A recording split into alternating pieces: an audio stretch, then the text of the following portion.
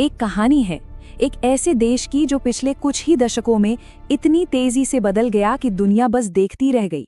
एक ऐसा देश जो कभी गरीबी, उथल-पुथल और संघर्ष की गहराइयों में था और आज वो दुनिया की एक सबसे बड़ी ताकत बनकर खड़ा है। जरा अपने आसपास देखिए।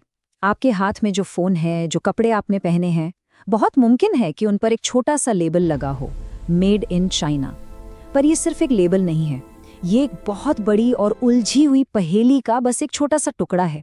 तो सवाल ये है कि एक पुराना साम्राज्य दुनिया की फैक्ट्री कैसे बन गया? चलिए इस विशाल कहानी की परतों को एक एक करके खोलते हैं। ये कहानी कोई 100-200 साल पुरानी नहीं है, इसकी जड़ें हजारों साल गहरी हैं।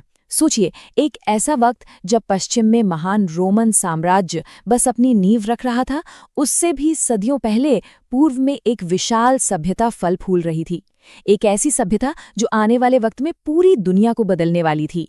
शांग राजवंश जैसे ताकतवर साम्राज्यों ने यहाँ एक बेहद संगठित समाज बनाया और इसी जमीन से दुनिया को वो तोहफे मिले जिन्होंने इतिहास का रुख मोड़ दिया, जैसे कि कागज, जिसने ज्ञान को कुछ लोगों तक सीमित रखने की बजाय आम कर दिया, और बारूद, जिसने जंग का तरीका हमेशा हमेशा के लिए बदल दिया। जरा सोचिए, इन चीजों के बिना हमारी आज की दुनिया कितनी अलग होती, है ना? चीन की महान दीवार ये सिर्फ पत्थर और मिट्टी का एक ढेर नहीं है, ये इंसानी हिम्मत, मेहनत और संघर्ष की एक जीती जागती मिसाल है। 21,000 किलोमीटर! ये दीवार हमलावरों को रोकने के लिए बनी थी, लेकिन इसकी हर ईंट में लाखों मजदूरों का पसीना और हजारों जानें दफन हैं। लेकिन इतिहास का पहिया हमेशा एक ही तरफ नहीं घूमता। 19वीं सदी आते आते ये महान ड्रैगन लड़खड़ाने लगा। पश्चिम में औद्योगिक क्रांति हो चुकी थी और वहां की ताकतें नए बाजार और दौलत के लिए भूखी थीं, और उनकी नज़र चीन के विशाल खजाने पर थी। इसी दौर में कुछ ऐसा हुआ जिसने चीन की किस्मत पर एक गहरी चोट की, अफीम युद्ध या द ओपियम वॉर्स। असल में ब्रिटेन को चीन से बहुत कुछ खरीदना था, पर चीन को ब्रिटेन से कुछ नहीं चाहिए था। तो इस व्यापार घाटे को पूरा करने के लिए ब्रिटेन ने चीन में जबरदस्ती अफीम बेचना शुरू कर दिया। जब चीन ने इसका विरोध किया तो नतीजा हुआ जंग और चीन की एक बहुत बुरी हार। ये सिर्फ एक जंग की हार नहीं थी, ये एक गहरे राष्ट्रीय सदमे की शुरुआत थी। एक ऐसा दौर जिसे आज भी चीन के इतिहास में अपमान की सदी के नाम से एक दर्दनाक सबक की तरह याद किया जाता है। विदेशी ताकतों ने चीन के बड़े बड़े बंदरगाहों पर कब्जा कर लिया और इस महान देश को आर्थिक और राजनीतिक तौर पर तोड़ कर रख कहते हैं दिया। ना, राख से ही फीनिक्स जन्म लेता है। इसी अपमान और अफरा तफरी की आग से एक नई सोच ने जन्म लिया। ये सोच थी साम्यवाद की, कम्युनिज्म की।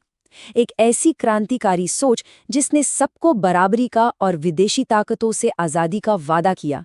और इसी सोच के साथ उभरा एक नया नेता जिसका नाम था माओ त्से तुंग। बहुत जल्द चीन एक खूनी गृहयुद्ध की आग में जलने लगा। देश अब दो हिस्सों में बंट चुका था। एक तरफ थी राष्ट्रवादी सरकार की सेना और दूसरी तरफ माओ की लाल सेना यानी कम्युनिस्ट।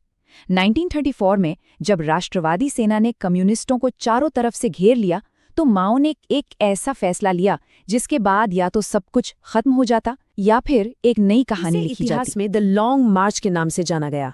कम्युनिस्ट सैनिकों ने लगभग 9,000 किलोमीटर का सफर तय किया, पैदल। बर्फीले पहाड़, उफनती नदियां और सिर पर मंडराते दुश्मन के जहाज।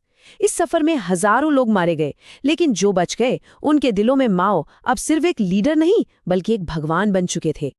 और फिर वो दिन आया। सालों के खूनी संघर्ष के बाद 1 अक्टूबर 1949 को माओ ने बीजिंग के तियानमिन स्क्वायर से ऐलान किया पीपल्स रिपब्लिक ऑफ चाइना की स्थापना का।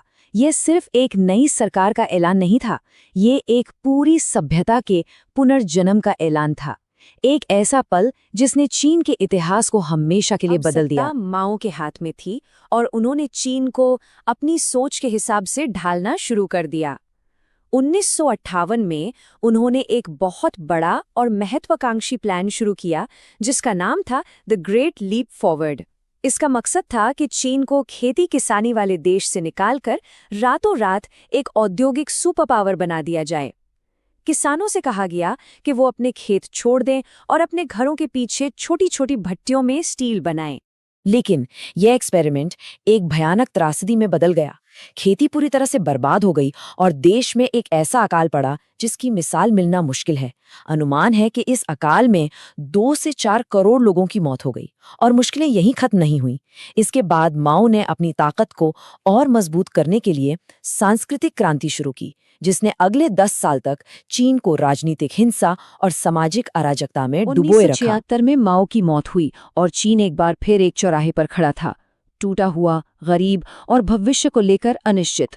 लेकिन फिर सत्ता की बागडोर एक ऐसे नेता के हाथ में आई जिसने चीन की दिशा एक बार फिर से और इस बार पूरी तरह से बदल दी। उनका नाम था डेंग शाओपिंग। डेंग माओ की तरह कट्टर नहीं, बल्कि एक यथार्थवादी नेता थे। उनकी सोच उनकी एक मशहूर कहावत में झलकती है। वो कहते थे, इससे फर्क नहीं पड़ता कि बिल्ली काली है या सफेद, बस उसे चूहे पकड़ना आना चाहिए। इसका सीधा सा मतलब था, विचारधारा चाहे जो भी हो, असली चीज है नतीजे। और यहीं से शुरू हुआ चीन का सबसे बड़ा आर्थिक प्रयोग। डेंग ने चीन के दरवाजे दुनिया के लिए खोल दिए, प्राइवेट बिजनेस को इजाजत दी गई, लेकिन सबसे बड़ा और क्रांतिकारी कदम था स्पेशल इकोनॉमिक जोन्स बनाना। सोचिए, एक कम्युनिस्ट देश के अंदर पूंजीवाद के यानी कैपिटलिज्म के छोटे छोटे आइलैंड्स बना दिए गए। ये कंट्रोल्ड लैब की तरह थे, जहां विदेशी कंपनियों को फैक्ट्रियां लगाने और निवेश करने के लिए बुलाया गया। नतीजा सबकी सोच से परे था। शेनज़ेन, जो कल तक एक छोटा सा मछुआरों का गांव था, वो रातों रात एक बड़े जगमगाते शहर में बदल गया। आसमान में हर तरफ क्रेनें थीं और हवा में फैक्ट्रियों का शोर। देखते ही देखते चीन दुनिया की फैक्ट्री बन गया। ये एक आर्थिक चमत्कार था, इसमें कोई शक नहीं। इस बदलाव ने करोड़ों लोगों को गरीबी से बाहर निकाला और चीन का चेहरा हमेशा के लिए बदल दिया। लेकिन हर चमत्कार की एक कीमत होती है, और इस अविश्वसनीय तरक्की की भी एक भारी कीमत चुकानी पड़ी, जिसने इस नई महाशक्ति के सामने कई नई मुश्किलें खड़ी कर दी। चीन सिर्फ फैक्ट्रियों वाला चीन नहीं है।